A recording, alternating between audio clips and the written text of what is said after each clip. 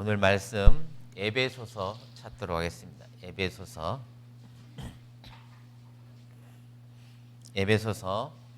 찾았으면 1장 1절에서 14절까지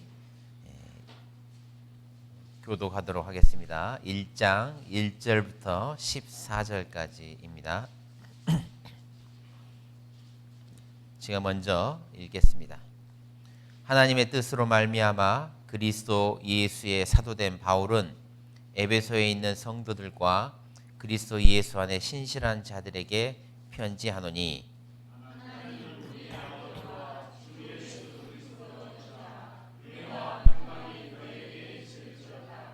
찬송하리로다. 하나님 곧 우리 주 예수 그리스도의 아버지께서 그리스도 안에서 하늘에 속한 모든 신령한 복으로 우리에게 복 주시되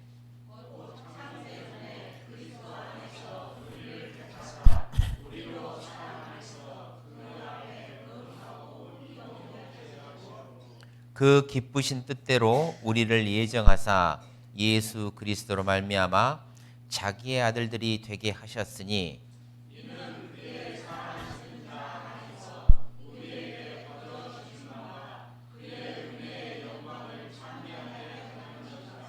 우리가 그리스도 안에서 그의 은혜의 풍성함을 따라 그의 피로 말미암아 구속 곧 죄 사함을 받았으니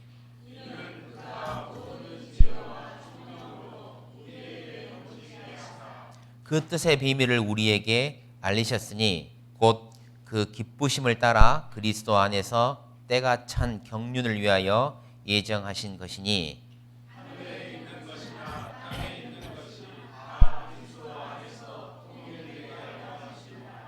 모든 일을 그 마음의 원대로 역사하시는 자의 뜻을 따라 우리가 예정을 입어 그 안에서 기업이 되었으니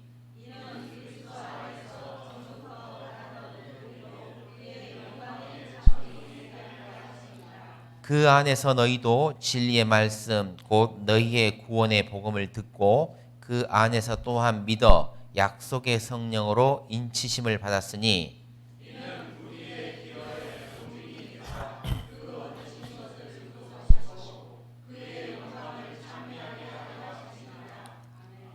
기도드리겠습니다.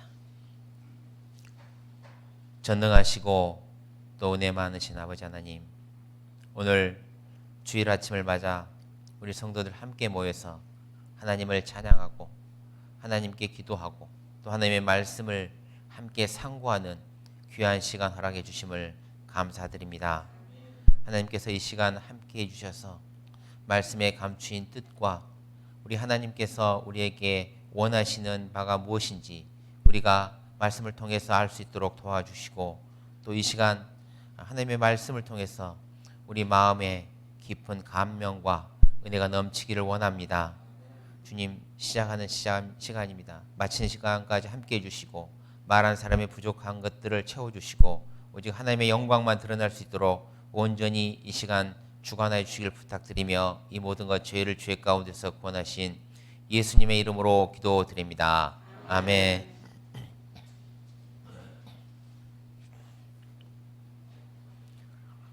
그때 이제 비해서 마스크를 다들 안 쓰시기 때문에 훤히 보입니다. 얼굴이.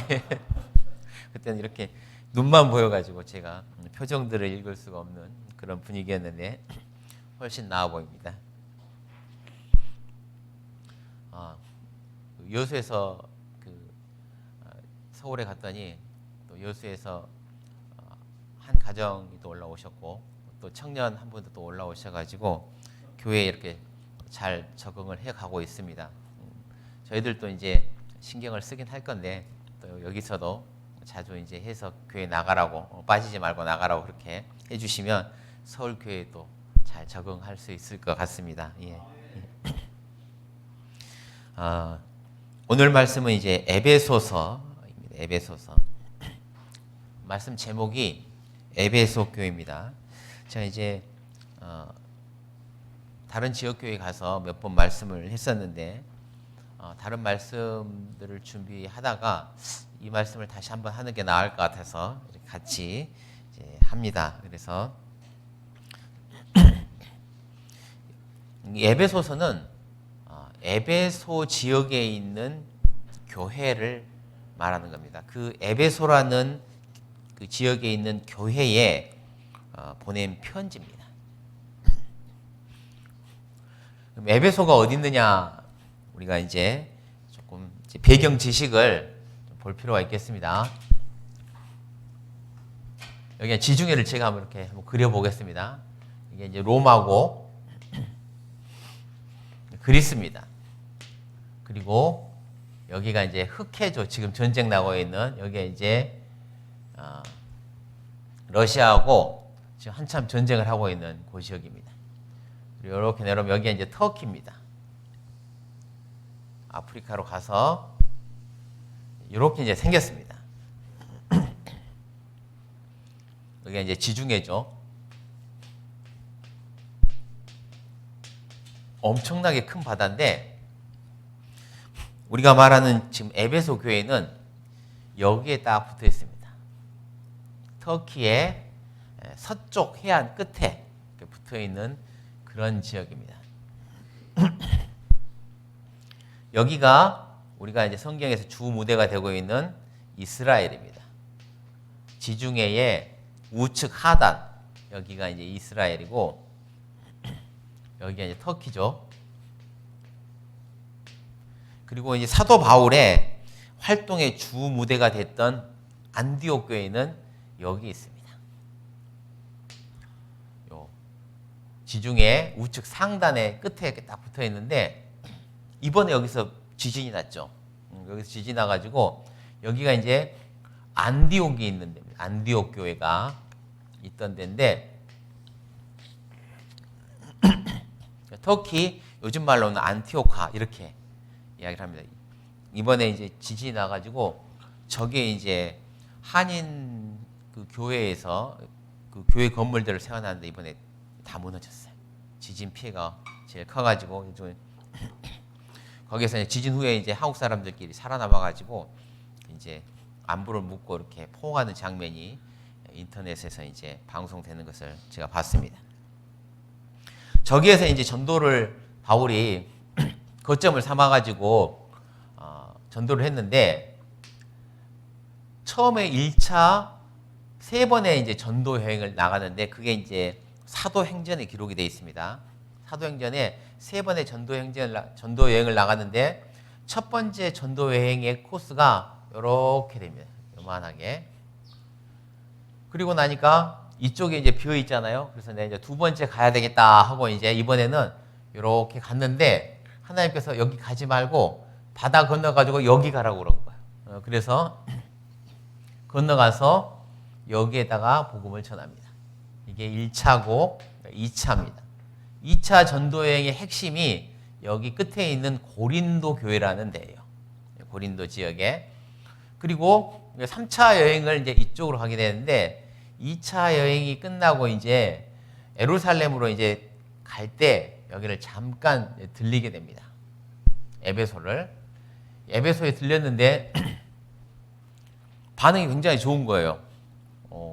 그 지역 사람들이 바울한테 좀 더 있어 달라고 그러니까 바울이 다음에 오겠습니다 하고 떠납니다. 그리고 이제 갔다가 3번째 전도 여행을 할 때 저 에베소에 와서 복음을 전한 거예요. 에베소 지역에서 거의 한 3년 정도 머물렀는데 3년 정도 머물렀는데 그때 이제 복음이 워낙 잘 전해져 가지고 구원받은 성도들만 따로 모아 가지고 이제 가르쳤습니다. 한 2년 동안 그 지역을 뭐라고 그러냐면 두란노 서원이다 그렇게 이야기합니다. 신앙서적에 관심 있는 분들은 그 두란노 서원에서 나오는 그 출판사가 있어요. 두란노 서원이라는 출판사에서 나오는 그 책들이 있을 건데 그 두란노 서원이 뭘 따서 만든 거냐 그러면 에베소 지역에서 있던 그 복음을 전하던 그 장소를 말한 겁니다. 그래서 그 두란노 서원에서 복음을 전했는데 너무 복음이 잘 전해진 거예요. 그 에베소는 그 당시에 아주 유명한 우상 그 신전이 있었습니다. 아뎀이라고 하는 그 당시 이제 우리 성경에는 아데미로 되어 있죠. 아데미라고 하는 우상의 신전이 있는데 거의 수만 명이 모일 수 있을 만큼 큰 신전이에요. 고대에 그렇게 큰 신전을 만들어 놓고 거기서 섬기다 보니까 그 로마 전 지역에 있는 사람들이 아데미 신전을 와서 경배하고 그리고 거기에서 이제 기념품을 사가는데 뭘 사가냐면 그 아데미 신전을 본딴 은으로 만든 그 신전을 딱 기념품으로 사가는 거예요. 그래서 그 에베소 지역에서는 그거 만들어서 먹고 사는 사람들이 많이 있어요. 우리 경주에 가면은 불국사 이렇게 만들어 가지고 팔잖아요. 그런 것처럼 그거 만들어서 먹고 사는 사람들이 많이 있었는데 바울이 와가지고 손으로 만든 것은 신이 아니다 이렇게 전해버리니까 에베소 사람들이 이제 아무도 그걸 안 하는 거예요. 에베소만 그런 게 아니라 아시아 전체, 이 아시아라는 것은 요 지역을 말하는 겁니다. 바울이 3번째 전도 여행을 했던 요 아시아 전 지역에서 사람들이 손으로 만든 것은 신이 아니다 이렇게 이제 이야기가 되니까 안 사는 거예요. 오지도 않고 망하게 생겼잖아요. 그래서 그 사람들이 경기장에 모여가지고 2시간 동안 데모를 하는 장면이 성경에 나와 있습니다. 크다 에베소 사람의 아데미여 이러면서 구호를 외치는 장면이 사도행전에 쭉 나온 것을 우리가 이제 보게 됩니다. 그래서 그 에베소 지역에서 얼마나 큰 부흥의 역사가 일어났냐면 사람들이 그 당시에 가지고 있던 책이 있어요. 마술책. 그 이상한 마술하는 그런 책들 있지 않습니까? 그런 책들을 가져다가 전부 갖다 버렸는데 그 책값이 은 5만이다. 이런 이야기가 성경에 이제 기록이 되어 있습니다. 그래서 바울이 그 지역에서 큰 복음의 역사를 이룬 다음에 이제 떠나게 됩니다. 떠나면서 이제 마지막으로 에베소 식구들하고 이렇게 바닷가에서 모여가지고 작별 인사를 하고 그리고 포옹을 하고 이제 살아생전에는 우리가 다시 못 볼 겁니다. 이러면서 이제 에베소 식구들하고 이제 헤어지는 장면이 나옵니다. 그래서 바울이 에베소 식구들하고 이제 헤어져서 어디로 가냐면은 이스라엘로 가게 됩니다. 이스라엘로 가서 거기에서 2년 동안 갇혀 있다가 다시 이제 로마로 딱 압송돼 가지고 예루살렘에 가서 2년 동안 갇혀 있다가 가이사랴에서 갇혀 있다가 풀려날 뻔했는데 하나님께서 로마에 가서 복음을 전하라고 그래가지고 로마에다가 이제 황제한테 서원을 합니다. 나는 로마에 가서 재판을 받고 싶습니다. 그러니까 그렇게 되면은 이제 풀려나지 못하고 로마까지 가게 돼요. 그래서 바울이 로마에 가서 복음 전할 기회를 갖게 됩니다. 그게 이제 사도행전의 마지막 장면인데 이 에베소서는 그 로마에 가서 이제 사도행전 이제 로마에 가서 바울이 황제한테 재판을 받기 위해서 구금을 당하게 됩니다. 감옥에 있게 돼요. 감옥에 들어가게 됩니다. 복음 전하러 쭉 갔다가 결국은 감옥까지 가게 됐는데 그 감옥에서 쓴 책이 이 에베소서예요.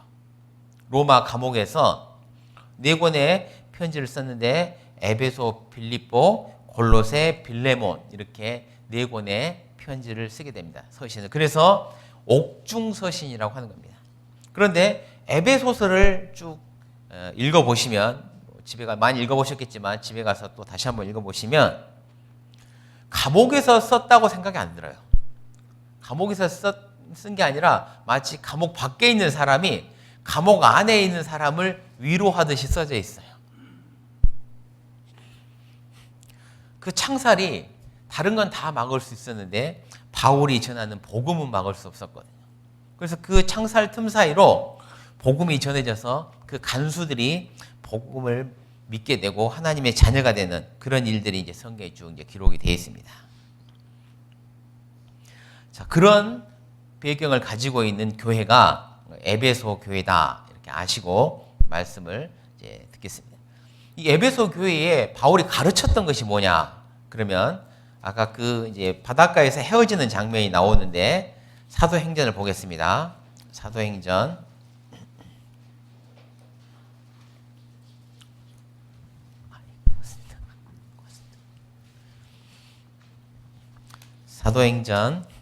20장입니다.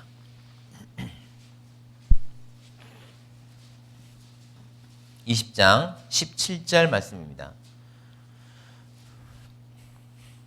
바울이 밀레도에서 사람을 에베소로 보내어 교회 장로를 청하니 오매 저희가 말하되 아시아에 들어온 첫날부터 지금까지 내가 항상 너희 가운데서 어떻게 행한 것을 너희도 아는 바니 곧 모든 겸손과 눈물이며 유대인의 관계를 인하여 당한 시험을 참고 주를 섬긴 것과 유익한 것은 무엇이든지 공중 앞에서나 각 집에서나 꺼림이 없이 너희에게 전하고 가르치고, 그 가르친 내용들이 뭐냐 그러면 유대인과 헬라인들에게 하나님께 대한 회개, 뭐 가르쳤습니까? 회개하라고 가르쳤어요. 바울이 2000년 전에 그 복음을 전하면서 유럽을 전부 이렇게 돌아다녔는데 그때 했던 내용이 뭐냐? 유대인들과 헬라인들에게 하나님께 회개해라. 그렇게 가르쳤어요. 그리고 또 뭘 가르쳤습니까? 우리 주 예수 그리스도께 대한 믿음. 회개하고 주 예수를 믿어라. 이렇게 했다는 거예요. 똑같죠? 우리가 전하는 거하고 똑같은 거예요. 틀린 게 하나도 없어. 또 뭘 전했느냐? 25절 보겠습니다. 보라, 내가 너희 중에 왕래하며, 또 뭘 전했습니까? 하나님의 나라. 회개하고 주 예수를 믿어라. 하나님 나라. 천국이 가까웠느니라. 그렇게 했다는 거예요. 예수님 그렇게 말씀하셔. 회개하라. 천국이 가까웠느니라. 그렇게 말했던 것을 바울도 말했고, 그리고 우리도 똑같이 말하고 있는 거예요. 하나님의 나라가 가까웠고 그분의 주 이름이 가까웠으니 회개하고 예수 그리스도를 믿으십시오. 27절을 또 보겠습니다. 뭘 가르쳤는지. 이는 내가 꺼리지 않고 하나님의 뜻을, 또 하나님의 뜻이 무엇인지 가르쳤다.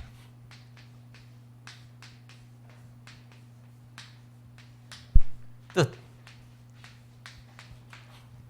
이게 바울이 3년 동안 에베소에서 가르친 거예요.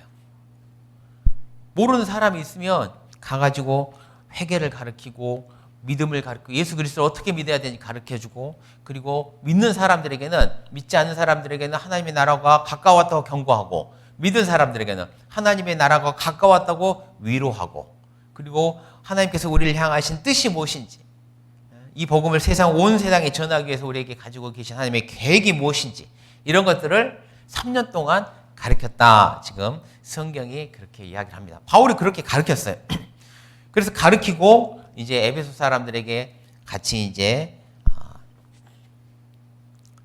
그 내용을 상기를 하는 겁니다.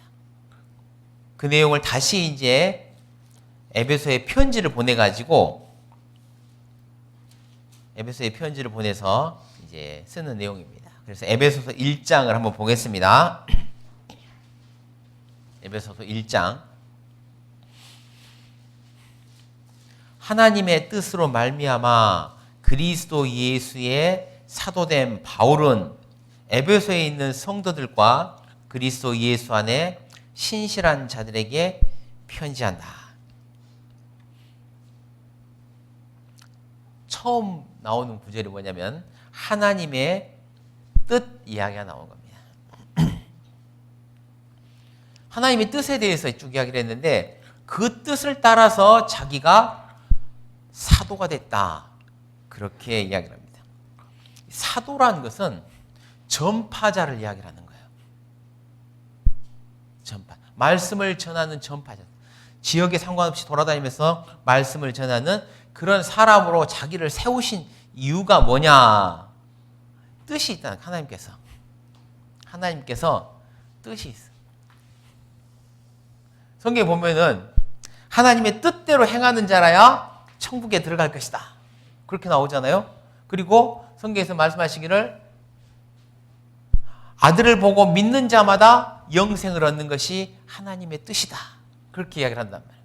그러니까 하나님께서 온 세상의 죄를 다 사하셨기 때문에 이것을 온 세상 사람들에게 다 전하기를 원하시는 거예요.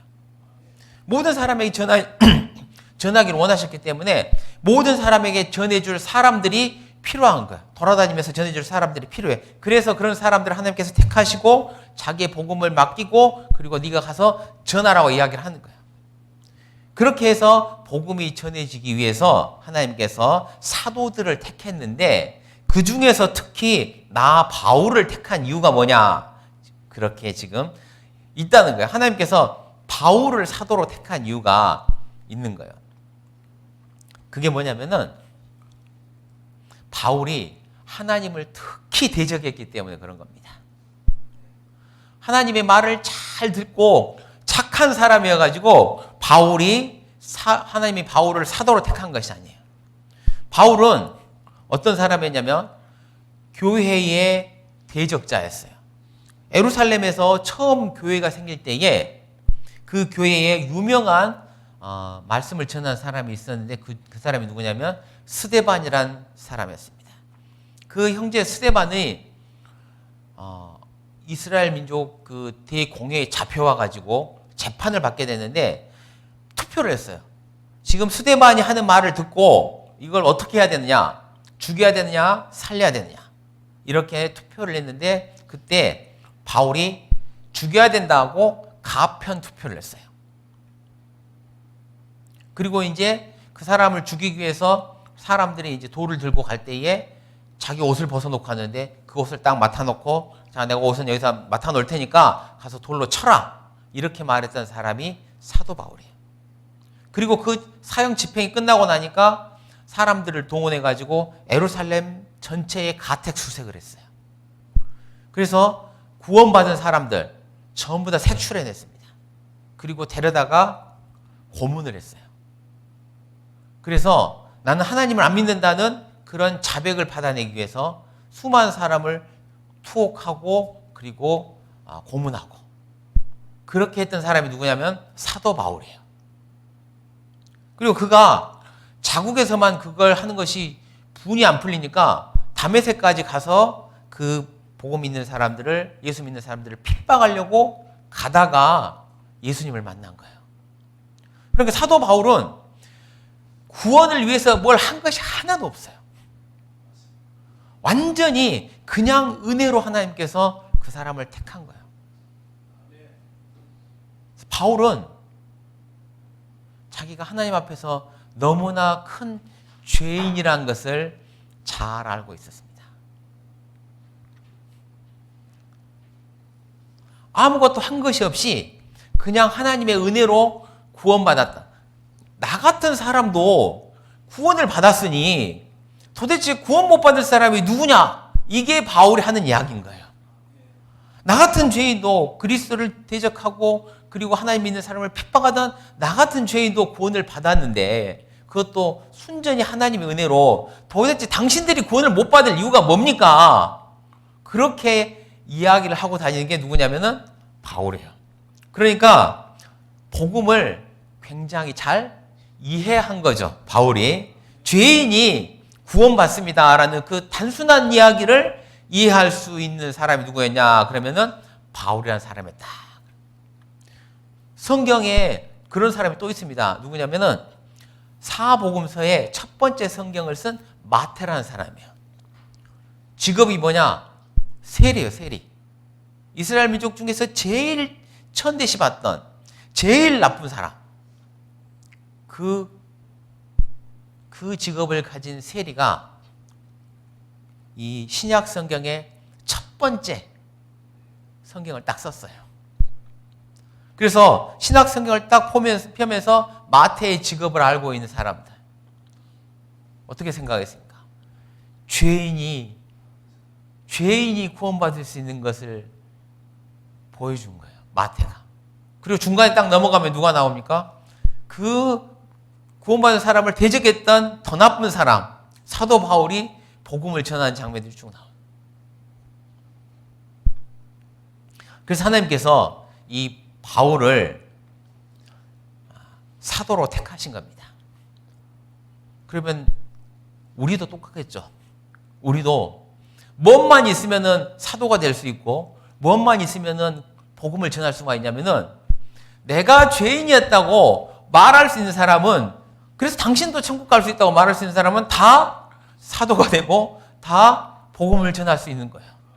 아니 나도 뭐 한 거 하나도 없어. 나도 그냥 죄인이었는데 은혜로 구원받았으니까. 그러니까 당신도 그렇게 할 수 있어. 그렇게 말할 수 있는 거예요. 그런 사람을 우리가 복음의 전파자고, 사도고. 그래서 모든 사람은 다 뭡니까? 하나님의 복음의 사도고 제사장이고 전파자고 그런 거예요.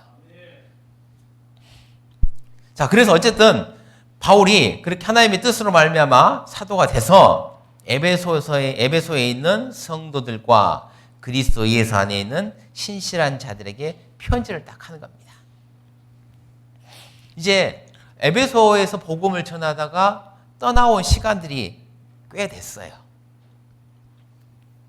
에베소에서 떠나서 예루살렘에서 한 2년 정도 거기서 갇혀 있었고, 그리고 로마로 압송되어 있는 오는 동안에 또 시간이 꽤 흘렀고, 그리고 로마에 와서도 초기 2년 동안에 잡혀 있었어요.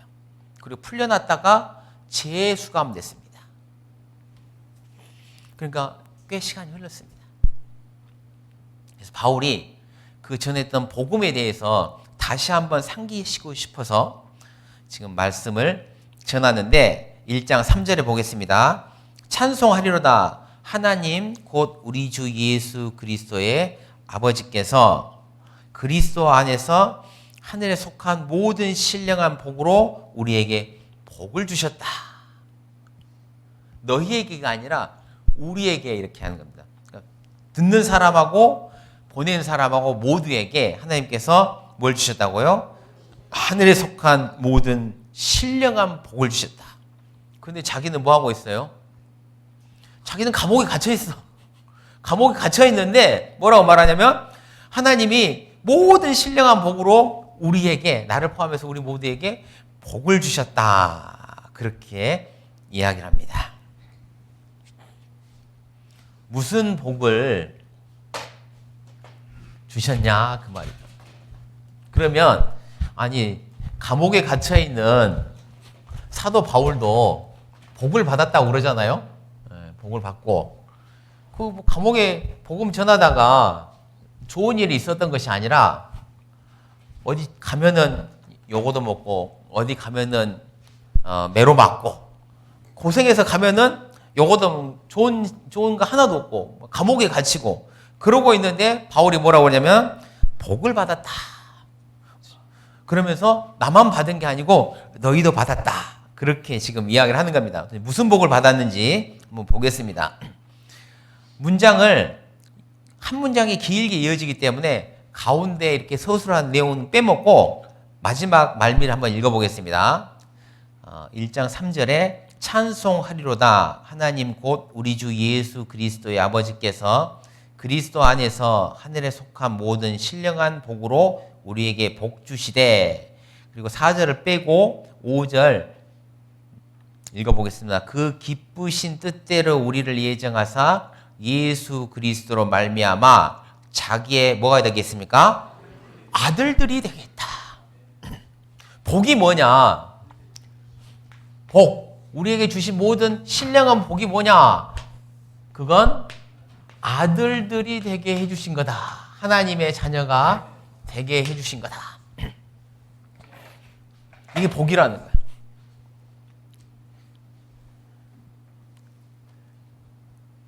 그게 뭐 복이야? 응? 그렇게 생각하시는 분도 있을 수 있어요. 하나님의 자녀? 그래 뭐 나중에 천국 가겠지 뭐. 그게 뭐 복인가? 이렇게 생각하는 분도 있어요. 그런데 하나님은 거두절미하고 모든 걸 떠나서 그게 제일 큰 복이야. 그렇게 딱 이야기를 하시는 겁니다. 조금 더 생각을 해보면 저게 왜 복인지 알 수가 있어요.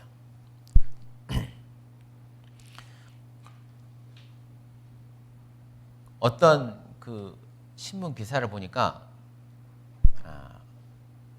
대기업 총수 이런 분들이 자기 아들들을 아주 혹독하게 훈련을 시키기 위해서 이렇게 뭐 오지로도 보내고 남들이 안 하는 일도 시키고 막 그런다는 이야기를 들었습니다.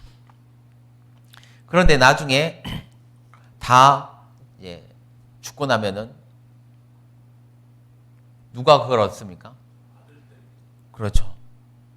대기업에 큰 그 재벌 대기업을 누가 다 나눠 가지냐? 그러면 아들들이 다 가지는 거예요. 조금 고생하고 나중에 너는 삼성전자를 예로 들면은 너는 삼성전자 갖고, 너는 삼성물산 갖고, 너는 삼성중공업 갖고 이렇게 나눠 가진다. 그게 재벌집에서 태어난 사람들의 특권이에요.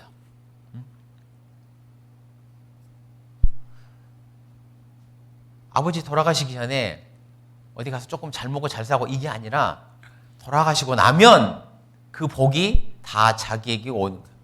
부자 부모님을 만나는 사람들의 특권인 거예요. 그렇죠? 근데 하나님은요? 하나님은 회사가 있는 것이 아니라 뭐가 있냐? 그러면 나라가 있어요. 나라가. 하나님은 나라가 있어요. 나라가.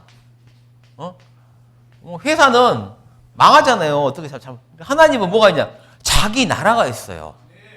하나님 나라 들어보셨죠? 천국이라고 그럽니다. 예, 천국. 거기 사람들이 잘못 생각하는 게 있는데 천국이 있잖아요. 천국이 주인이 없다고 생각을 해요. 주인이.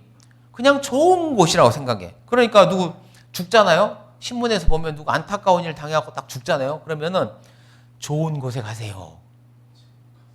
근데 어떻게 가요? 거기 주인이 있는데 주인하고 사이가 틀어져서 살았는데 죽는다고 천국에 갑니까? 못 가는 거예요. 가지도 못하고 볼 수도 없어요. 근데 하나님은 요 나라가 있어. 나라가. 그럼 이걸 누가 물려받겠어요? 맞습니다. 아들들이 물려받아.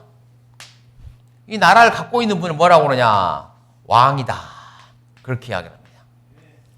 그럼 이 나라를 상속받는 아들들은요? 왕자. 그러죠. 네? 왕자. 옆에 사람 한번 봐보세요. 요즘 이제 좀 부자처럼 보이나요? 대단한 사람이었네? 이렇게 보여, 안 보여요? 장난 아니라니까요. 저 나라를 상속을 받는 거예요. 그게 아들들인 거예요. 그게 아들들. 하나님께서 그 사람 불러다가 딱 자기 아들을 삼은 것이 그냥 지옥 안 가게 하는 거 그 정도만이 아니에요. 그 정도만이 아니라 우리를 불러서 그분의 자녀를 삼으신 것은 하나님의 나라를 물려주고 그리고 거기에서 영원토록 왕노릇하게 하기 위해서 불렀다 그거예요. 그러니 바울이 보니까 야 나만 그런 게 아니라 너희들도 다 하나님 안에서 그것을 상속받을 권리를 다 갖고 태어난 거예요. 네?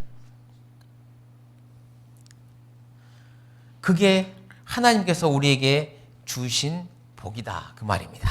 예? 그래서 성경에 뭐라고 나오냐면 갈라디아서 4장 7절에 아들이면 하나님으로 말미암아 유업을 얻을 자다 이렇게 써져 있어요. 성경에 여기서 딸이 되게 하셨다는 말이 없잖아요. 옛날에는 딸은 뭐가 없습니까? 상속권이 없어. 옛날에는. 그래서 그런지 몰라도 다 그냥 아들, 여자들도 남자들도 구원받으면 다 그냥 아들들이라고 그러는 거예요.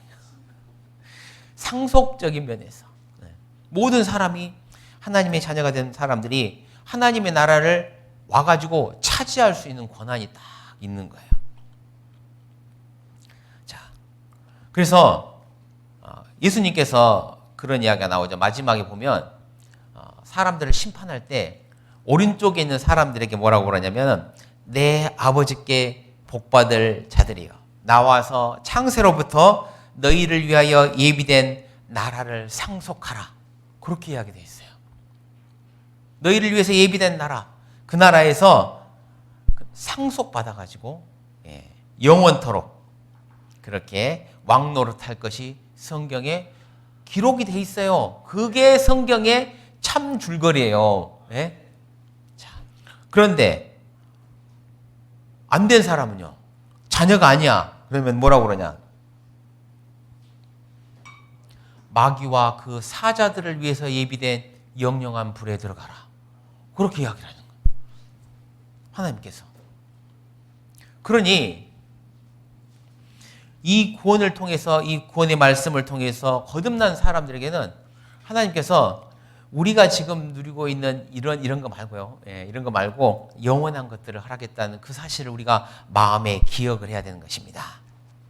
그런데 그게 왜 또 복이냐? 그러면 보겠습니다. 2장 8절입니다. 2장 8절입니다. 너희가 그 은혜를 인하여 믿음으로 말미암아 구원을 얻었나니 이것이 너희에게서 난 것이 아니요 하나님의 선물이라. 행위에서 난 것이 아니니 이는 누구든지 자랑치 못하게 함이니라. 이렇게 기록이 딱 되어. 그러니까 그 재벌집의 재벌집 막내 아들 또 나오는 거예요. 재벌집의 아들로 태어나기 위해서 노력한 것이 아니라 그거죠. 그냥 태어난 거라는 거. 태어난 거. 그걸 일 열심히 한다고 그래서 아들로 삼아줍니까? 자기 회사에 사람이 한 명 고용을 했는데 너무나 일을 열심히 해. 성실하고. 그래서 그 사람이 오면은 그냥 회사가 잘 돼. 그런다고 그래서 물려주진 않죠. 그런 훌륭한 사람을 놔두고 못난이 자기 아들한테 물려주고 싶은 게 다 누구 마음이에요? 부모 마음. 하나님께서 말씀하신 것이 뭐냐? 그 자격을 우리가 돈 내고 얻은 게 아니라 그거예요. 열심히 교회 다니고, 열심히 하나님 찬양하고, 열심히 기도하고, 선한 일 쌓고, 열심히 노력하고, 예비하고, 그렇게 해서 한 것이 아니고, 여기 성경에 딱 뭐라고 되어 있습니까? 은혜로 되어 있죠. 아니, 왜 그걸 나한테 거저줬지? 은혜로 준 거예요, 은혜로. 은혜로. 8절입니다. 너희가 그 은혜를 인하여 믿음으로 말미암아 구원을 얻었나니 이것이 너희에게서 난 것이 아니요 하나님의 선물이다. 행위에서 난 것이 아니다. 그러니까 누구든지 자랑할 것은 없다 그거죠. 내가 이렇게 된 게 내가 잘해갖고 된 것이 아니고 그냥 선물 받은 거야. 그러니까 당신도 들으면 돼. 그렇게 이야기할 수 있는 것입니다. 주변 사람들에게 당신도 듣기만 하면 되는 거예요. 한번 들어봐. 뭐가 있는지 이렇게 말을 하게 되는 것이다. 그 말입니다. 그게 똑같이 나와 있죠. 1장 6절에도 한번 보겠습니다. 이는 그의 사랑하시는 자 안에서 우리에게 어떻게 됐습니까? 거저 주시는 바. 거저, 공짜, 선물 이런 거. 그런 말이죠. 거저 주시는 바. 선물 다 똑같은 말입니다. 은혜. 우리가 뭘 한 게 아니라는 거예요. 그래서 성경에서 뭐라고 그러냐? 영접하는 자, 곧 그 이름을 믿는 자들에게는 하나님의 자녀가 되는 권세를 주셨다. 믿을 때 있잖아요. 그래서 믿는 것이 교회를 열심히 다니고 교회를 나가서 착한 일을 하는 것이 믿는 것이 아니에요. 믿는 것은 듣고 믿는 거예요. 마음에 듣고 팍 믿으면 그래서 들으면서 나는 거예요. 들으면 그게 믿어져. 어떤 사람에게 믿어지냐? 그러면 죄인에게만 믿어져요. 놀랍습니다. 하나님의 복음의 은혜가 죄인에게만 믿어져. 그래서 복음에는 하나님의 의가 나타나서 믿음으로 믿음에 이르게 한다. 그래서 똑같이 앉아서 들어도 내가 뭔 죄인이야 이렇게 생각하는 사람들은 하나도 안 믿어져요. 하나도. 그런데 죄인인 간절한 사람들 믿어지는 거예요. 그래서 예수님께서 바울이 이것이 너희에게 주신 하나님의 은혜다 이렇게 이야기를 한 거예요. 자, 보겠습니다. 다시 에베소서 1장 3절부터 다시 읽어보겠습니다. 찬송하리로다. 하나님 곧 우리 주 예수 그리스도의 아버지께서 그리스도 안에서 하늘에 속한 모든 신령한 복으로 우리에게 복 주시되 곧 창세 전에 그리스도 안에서 우리를 택하사 우리로 사랑 안에서 그 앞에 거룩하고 흠이 없게 하시려고. 자, 이런 말이 나옵니다. 4절 보면은 곧 창세 전에 그리스도 안에서 우리를 택하사 예정하사 이런 말이 나온단 말이야. 그러면 이 잘못 읽으면 어떻게 읽냐? 하나님이 구원받을 사람을 일일이 정해놔가지고 내가 구원을 받았다 이렇게 잘못 읽을 수가 있어요. 그런데 이 말 뜻을 보면은 그렇게 안 돼 있고 뭐라고 돼 있습니까? 창세 전에 누구 안에서요? 그리스도 안에서 우리를 택한 거예요. 그러니까 누가 먼저 나왔어요? 그리스도가 먼저 나왔어요. 그리스도가 먼저 계시고 그리고 우리가 있다. 지금 그렇게 이야기가 나온 겁니다. 쉽게 설명을 드리면 하나님께서 세상을 창조하셨잖아요. 창세기 1장에 보면 딱 나옵니다. 세상을 창조하셨는데 사람을 지으셨습니다. 사람을 지으셨는데 지난번 집회 때도 말씀드린 것처럼 사람은 자유예요. 자유. 하나님처럼 자유의 영, 자유의 의지가 있어요. 그러니까 사람은 하나님이 지었어도 있잖아요. 다른 짐승들은 하나님께서 생육하고 번성하라 그러면은 해요, 안 해요? 그게 무조건 생육하고 번성하려고 한단 말이에요. 근데 사람은요, 얘 안 나. 요즘 보니까 오늘 그 기차에서 오고 딱 보니까 뭐라고 되어 있냐면 20, 30대 여성 결혼과 출산이 꼭 해야 된다고 생각하는 사람 4% 이렇게 나. 사람은 하나님께서 생육하고 번성하라 해도 있잖아요. 나 힘들어서 못해 이러면은 안 하는 거예요. 사람만 그래, 사람만. 짐승은 곧 죽어도 번식을 하려고 그러는데 사람은 자유의지가 있어요. 자유의지가. 하고 싶으면 하고 말고 싶으면 마는 선택할 수 있는 그런 게 사람한테는 딱 있단 말이에요. 그래서 하나님께서 하나님이 만들어 놓은 사람에게 하나님이 사람을 만들었지만 그 사람에게 뭐가 있냐면은 하나님을 선택해서 하나님께 순종할 수 있는 권리도 있고 그리고 똑같이 하나님을 배척하고 하나님을 버리고 하나님을 떠나갈 수 있는 그런 의지도 있다 그 말이에요. 자유가 있어. 그래서 하나님께서는 사람을 창조할 때 불안하신 거죠. 그러지 않겠어요? 불안해. 만들었는데 하나님을 선택하면은 영원한 천국에서 하나님과 함께 살게 될 텐데 그러지 않고 하나님을 배척하면 어떻게 될 것이? 배척하면 어떻게 돼요?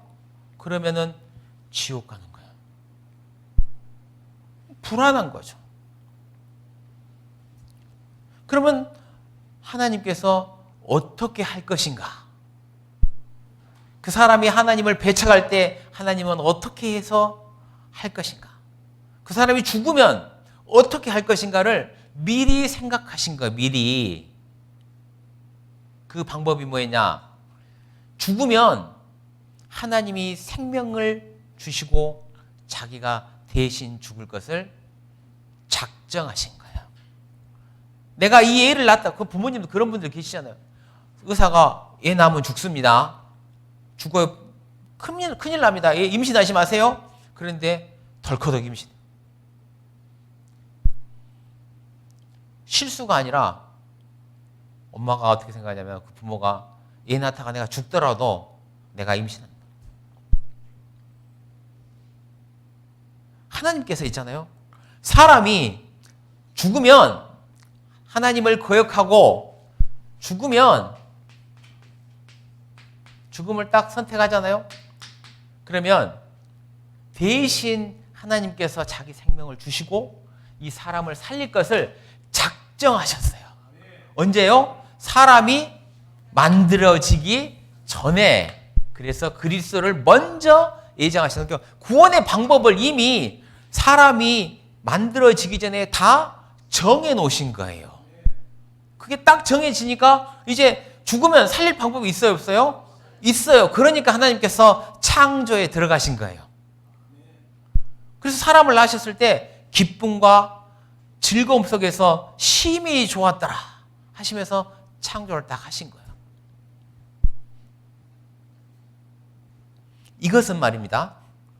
이렇게 내가 구원을 하겠다고 정하신 거란 말이에요. 예정. 미리 딱 정해놨어. 이건 사람하고 합의를 한 거예요? 아니죠. 사람한테 물어본 거예요? 아니에요. 그거하고 상관없이 그냥 하나님께서 일방적으로 사람이 죄 가운데 있으면은 죄 짓고 죽게 될 때 어떻게 구원할 것을 미리 정하신 거라 그 말이에요. 이건 그래서 창세 전에 이미 예비됐다. 성경에 그렇게 기록이 되어 있습니다. 자, 그래서 보겠습니다. 골로새서 잡아놓으시고 에베소, 빌립보, 골로새서 1장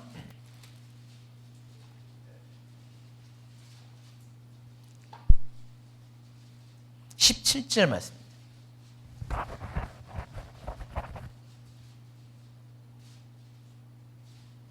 15절부터 읽어보겠습니다. 그는 보이지 아니한 신은 하나님의 형상이요. 예수님을 말씀하시는 겁니다. 모든 창조물보다 어땠습니까? 먼저 났어요. 먼저. 그리스도가 세상에 태어나기 전에 이미 예정 딱 나셨어. 준비됐어. 그리고 나서 만물이 그에게 창조되되 하늘과 땅에 보이는 것들과 보이지 않는 것들과 혹은 보좌들이나 주관자들이나 정사들이나 권세들이나 만물이 다 그로 말미암고 그를 위하여 창조되었고 또한 그가 만물보다 뭐 어땠습니까? 먼저 계시고 만물이 그 안에서 함께 섰느니라. 이 그리스도를 딱 예정하시고 그 계획 안에서 만물을 창조하신 거라 그 말이에요. 그래서 딱 그리스도가 예정이 되고 나니까 그리스도가 딱 예정됐어요. 구원받을 사람이 구원의 방법이 율법으로 정해진 것이 아니라 그리스도로 정하셨다 그 말이에요. 만일 하나님께서 이 사람들 죄 지으면은 착한 일 10개 하면 내가 구원받게 해야 되겠다. 그렇게 정하셨으면 우리는 어떻게 해야 돼요? 착한 일을 10개 해야 되는 거죠. 예, 구원받으려면. 근데 하나님께서 그렇게 안 했어. 어떻게 했냐? 그리스도로 말미암아서 구원을 받겠단 말이에요. 그리스도가 이름이 뭡니까? 저희 죄에서 저희 백성을 구원할 자. 죄인을 구원할 자. 이게 그리스도라 그 말이에요. 대신 죽음으로 말미암아서. 그러니까 하나님께서 사람이 딱 선악과를 따먹자마자 바로 하신 말씀. 저게 준비가 안 됐으면 얼마나 당황했겠어요. 너 따먹었냐? 큰일 났네. 죽었네. 그랬겠죠. 당황해가지고. 그런데 성경에서는 창세기 3장에 그렇게 안 돼 있고 뭐라고 돼 있냐? 딱 따먹고 나니까 바로 뭐라고 그러냐면 여자의 후손이 네 뱀의 머리를 깨버릴 거다. 바로 이야기를 합니다. 왜요? 이미 그리스도가 여자의 후손으로 올 것이 예비가 됐거든. 예정이 됐으니까 탁 이야기를 해준 거예요.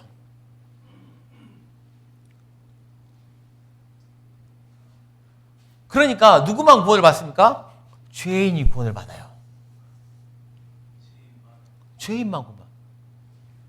그러니 하나님께서 모든 사람이 다 구원을 받기를 원하는데 죄인만 구원을 받을 수 있어. 그래서 모든 사람을 어떻게 했습니까? 죄인을 만든 거예요. 죄인이 뭘 줬습니까? 그래서 율법을 주신 거예요. 율법을. 예? 이걸 율법을 지킬 수 있는 율법을 준 게 아니고 절대로 못 지키는 율법을 딱 줬어요. 절대로 못 지키는. 그래서 율법을 딱 보면은 자기가 누구인지를 깨닫게 됩니까? 죄인인지를 깨닫게 돼. 그래야 누가 들어오냐? 그리스도에게 오는 거예요. 그래서 성경에서 율법을 가르쳐서 몽학선생이다 이야기를 하는 거예요. 뭘 모르는 사람을 깨우쳐가지고 내가 이 죄인이구나, 큰일 났구나, 가서 구원 받아야 되겠구나, 이런 마음이 들게 하기 위해서 율법을 주신 거란 말이에요. 그래서 예수님께서는 죄인을 부르러 오셨고, 그리고 율법은 사람을 죄를 깨닫게 해서 그리스도에게 보내시는 거예요.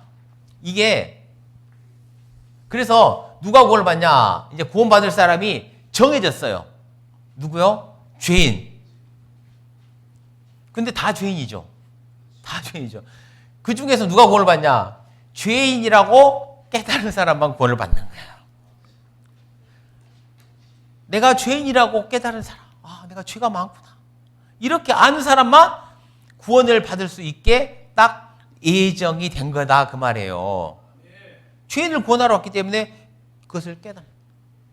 그래서 성경에 어린아이와 같이 겸손한 사람이 구원을 받고, 마음이 가난한 자가 구원을 받잖아요. 마음이 가난한 자가 복이 있나니. 왜 복이 있습니까? 저렇게 예정돼 있어. 나는 부자다, 부족한 것이 하나도 없다, 이렇게 생각한 사람들은 구원 어림도 없습니다. 다 해놓으셨지만 그것을 자기 마음에 받아들일 수가 없어요. 어린아이 같이 겸손하지 않으면 이 은혜를 받아들일 수가 없어요.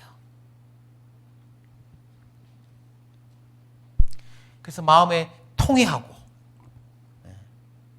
겸손한 사람들, 그런 사람들만 딱 구원을 받도록 이제 예정이 됩니다. 자, 보겠습니다. 그래서 5절에 뭐라고 되어 있습니까? 그 기쁘신 뜻대로 우리를 예정하사 예수 그리스도로 말미암아 자기의 아들들이 되게 하셨으니. 우리가 누굽니까?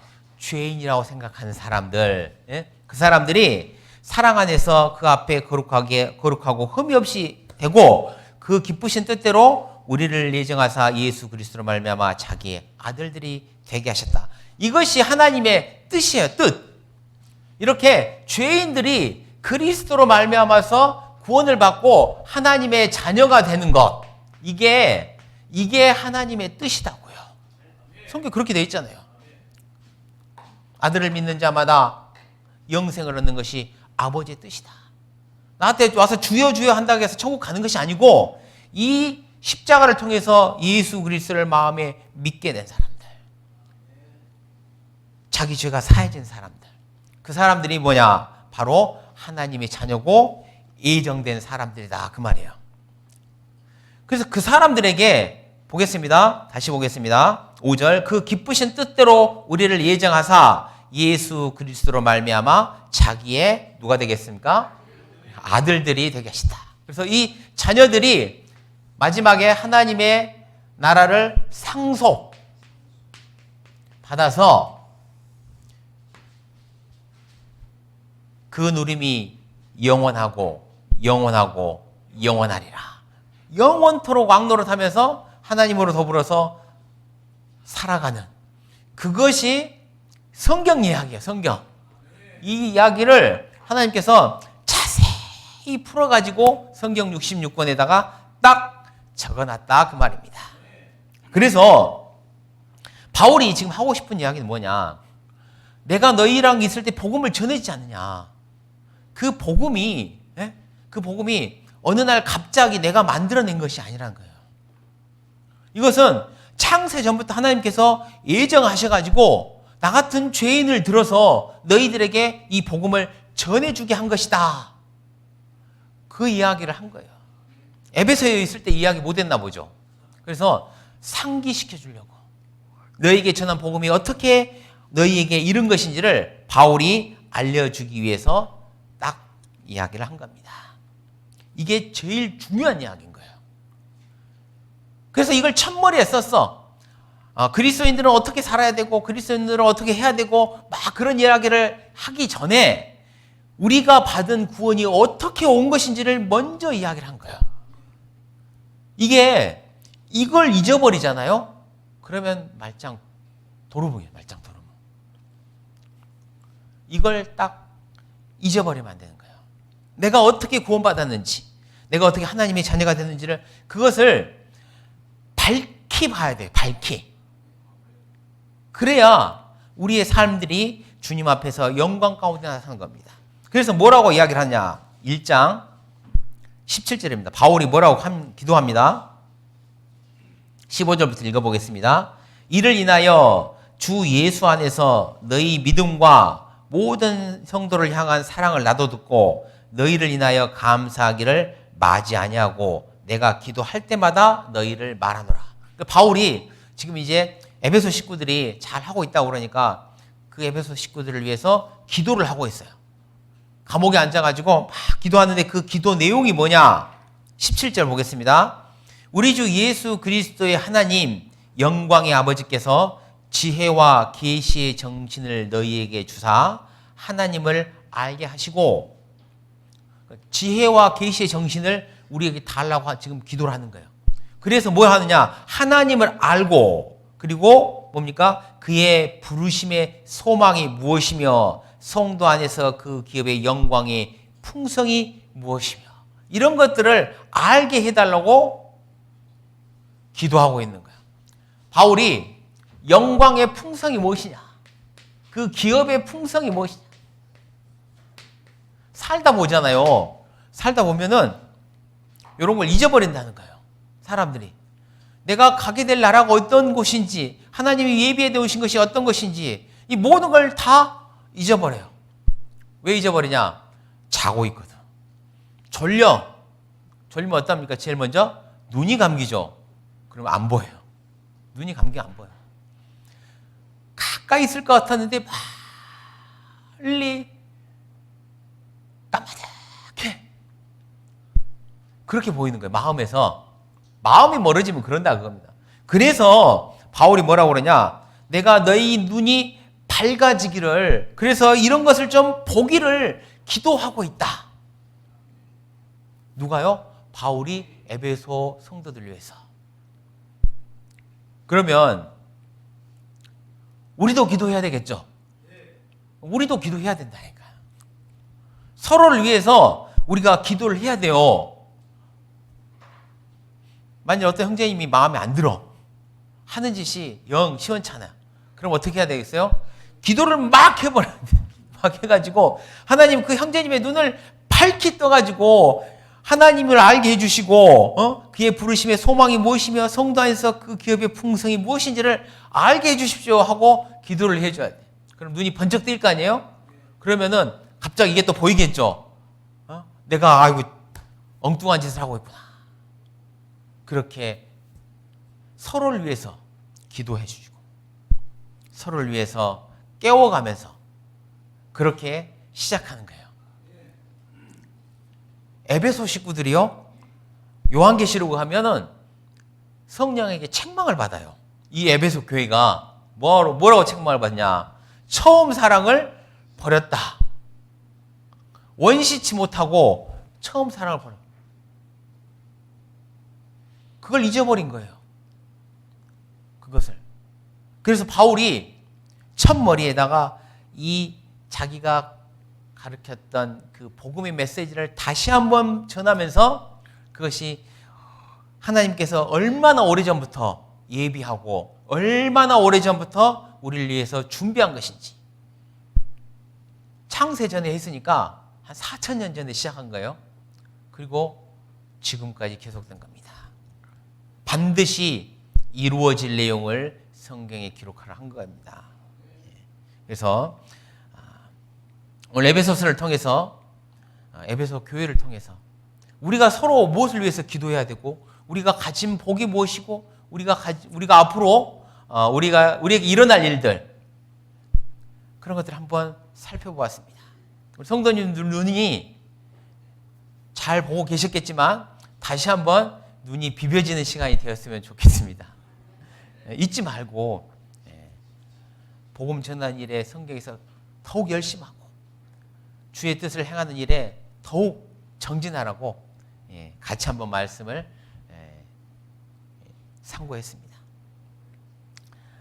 마음에 깊이 남는 그런 말씀이 되기를 하나님께 간구드리면서 기도드리고 마치겠습니다.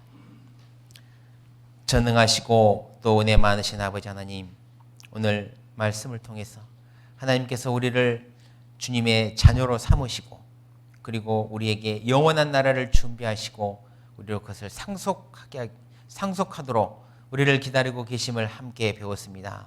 주님, 우리가 살면서 여러 가지 일들로 이런 것들을 잊어버리고 살 때 많지만 주님께서 우리의 마음을 밝혀주시고 또 우리가 서로 기도함으로 말미암아 하나님 안에서 그것들을 밝히 보고 우리의 삶들을 살아가고 그리고 그것들로 인해서 우리 삶의 지표를 정할 수 있도록 우리 주님께서 인도해 주시기를 원합니다.